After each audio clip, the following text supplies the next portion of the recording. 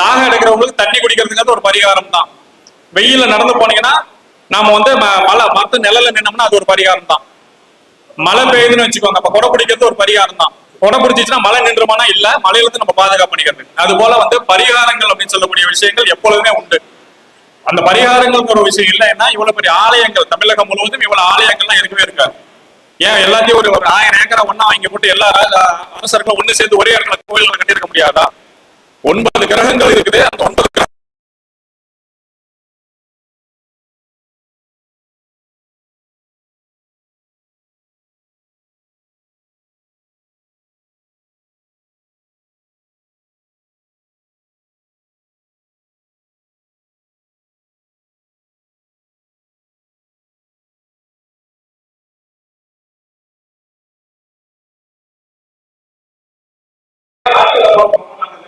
அப்படிங்கிற விஷயங்கள்லாம் மிகப்பெரிய சவாலாக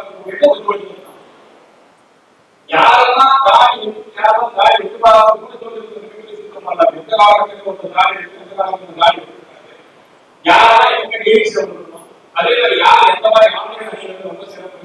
எந்த நேரங்கள்ல எந்த விஷயங்களை பேசினா ரொம்ப சிறப்பு, எந்த மாதிரி ஆட்களை எந்த காலகட்டங்களை போய் பார்த்தா ரொம்ப சிறப்பு அப்படின்னு நிறைய சூட்சமங்களை நம்ம முன்னோர்கள் நிறைய வகுத்து வச்சிருக்காங்க. அதெல்லாம் இது வந்து ரகசியமாக தான் இருந்துச்சு. இப்பதான் எல்லாமே வந்து வெளிப்படையாக வெளியில வரதுக்கு ஆரம்பிச்சிருக்கு. இதுக்கெல்லாம் காரணமா இருக்கக்கூடியவங்க எங்க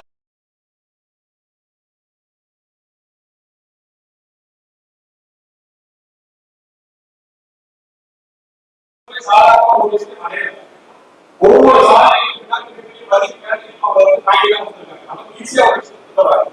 அவங்க ஒரு விஷயத்தை முன்னிலைப்படுத்தும் பொழுது பலாயிரம் விமர்சனங்களை தாண்டி குடும்பத்தில் வந்து நண்பர்கள் வந்து எல்லாரும் மிகப்பெரிய கேள்விகளுக்கு உள்ளாகி பல விமர்சனங்களை தாண்டி எல்லாத்தையும் கடந்து வந்து இன்னைக்கு நம்ம ஈஸியாக வந்து நமக்கு வந்து எல்லா விஷயங்களும் எடுத்து கொடுத்துடுறாங்க. ஸோ அவங்களுடைய உழைப்புக்கும் அவங்களுடைய நமக்காக அவங்க கஷ்டப்பட்டதுக்கு நம்ம வந்து எப்பவுமே நன்றி விசுவாசமா இருக்கணும். அதே போல நிறைய ஜோதிட விழாக்கள் நடக்கும் பொழுது அவங்களுடைய சுய தேவைகளுக்காக கூட வந்து இவ்வளவு செலவு பண்ண மாட்டாங்க. ஆனா ஜோதிட விழாக்களுக்கு நடக்கும் பொழுது அவங்களுடைய வரக்கூடிய மக்களுடைய பசி ஆத்தணும், அவங்களுடைய தேவைகளை பூர்த்தி பண்ணணும், அவங்களுக்கு ஒரு சுகமான ஒரு சூழ்நிலையை உருவாக்கி கொடுக்கறதுக்காக தன்னுடைய சொந்த காசுகளை செலவு பண்ணி மாநாடுகள் மாதாந்திர கூட்டங்கள் எல்லாம் நடத்துறாங்க. அவங்களுக்கும் நம்மளால முடிஞ்ச பங்களிப்புகளை கொடுக்கணும் அப்படிங்கிறது நம்ம இந்த இடத்துல நான் வந்து கேட்டுக்கிறேன். அதே சமயத்துல இவங்க சொல்லக்கூடிய விஷயங்கள் அனைவருமே தயவு செஞ்சு நோட் பண்ணி வச்சுக்கோங்க. இது வந்து எப்படின்னு கேட்டீங்கன்னா, ஒரு தடுமாறிட்டு இருக்கும் பொழுது நமக்கு கையில் இருக்கக்கூடிய ஊன்றுகோல் மாதிரி. இந்த ஊன்றுகோல் வந்து எப்ப நமக்கு பயன்படுன்னு தெரியாது.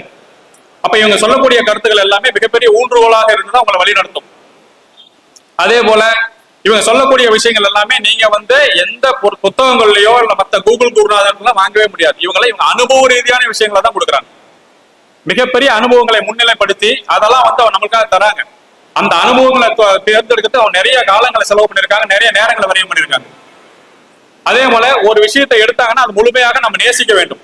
ஜோதிடம்னா ஜோதிடத்துக்காக வந்து எல்லா மட்டங்கள்லயும் இறங்கி போய் வேலை செய்யறவங்க இவங்க எல்லாரும் அந்த மாதிரி எல்லாம் இருந்தனாலதான் இன்னைக்கு மேடையில உட்காந்து பேசுற அளவுக்கு வந்து அழகு பாக்குற அளவுக்கு நம்ம இருக்காங்கன்னா அது காரணம் இவங்களோட உழைப்பு தான். நேரங்காலம் பார்க்க மாட்டாங்க. இன்னைக்கெல்லாம் பாத்தீங்கன்னா ஒரு 5 நிமிஷம் வெயிட் பண்ண மாட்டேங்கிறாங்க. ஒவ்வொரு குருநாதருமே ஒரு வித்தையை கத்துக் கொடுக்கறது குறைஞ்சபட்சம் 12 ஆண்டு காலம் அவங்களோட பயணம் பண்ணணும். 12 வருஷம் இருந்தால்தான் அவங்க என்ன பண்ணுவாங்கன்னா ஒரு சில வித்தைகளை மட்டும் சொல்லிக் கொடுப்பாங்க. ஆனா இவங்க எல்லாம் வந்து இவங்களுடைய உழைப்பை நமக்கு ரொம்ப எளிமையா கொடுத்துட்டாங்க.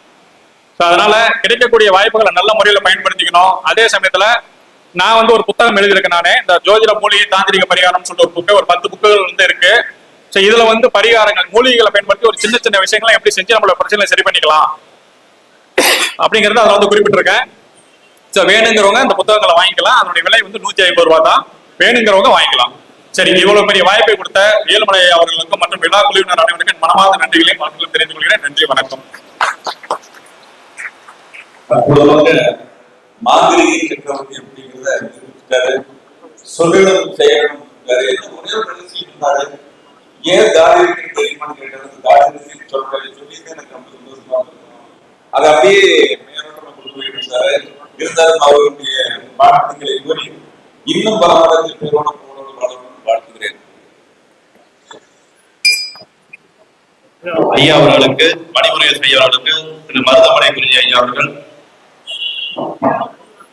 ராஜசேகர் ஐயா அவர்கள், மகா ஞானமூர்த்தி ஐயா அவர்கள் தாந்திரிக சக்கரவர்த்தி என்ற பட்டத்தை வழங்கி சிறப்பு மரியாதை செய்வார்கள்.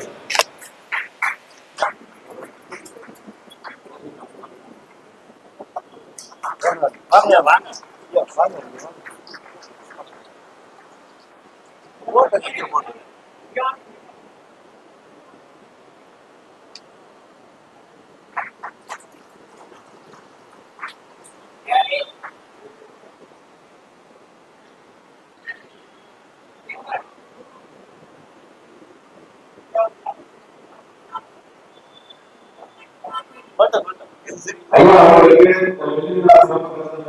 தாதிரிக சக்கரவர்த்தி ஐயா உண்மையிலே தாதிரிக சக்கரவர்த்தி தான். ஐயா அவர்களுக்கு நன்றி.